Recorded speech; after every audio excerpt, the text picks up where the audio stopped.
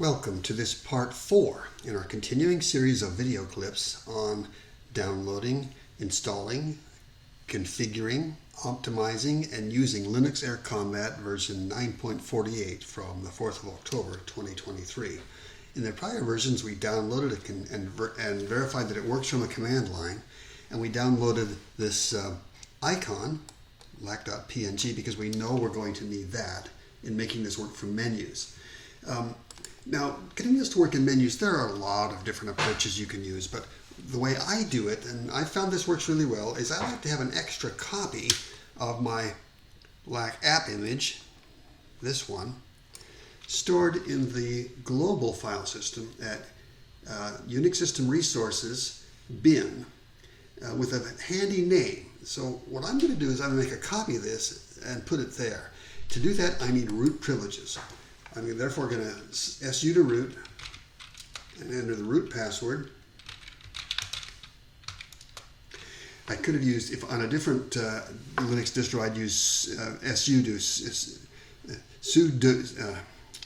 sudo to do that. But with this one, I su to root. And now I have root privileges. I'm going to copy this file, so the AppImage I just got. So I've got its name highlighted. I'm going to copy its name into my copy buffer here and then paste it. I'm going to copy that to /usr, that's Unix System Resources, /bin, and I'm going to call it LacAppImage.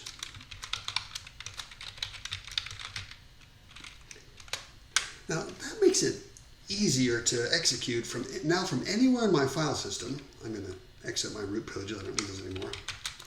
But from anywhere in my file system now, I can find that by typing which LacAppImage.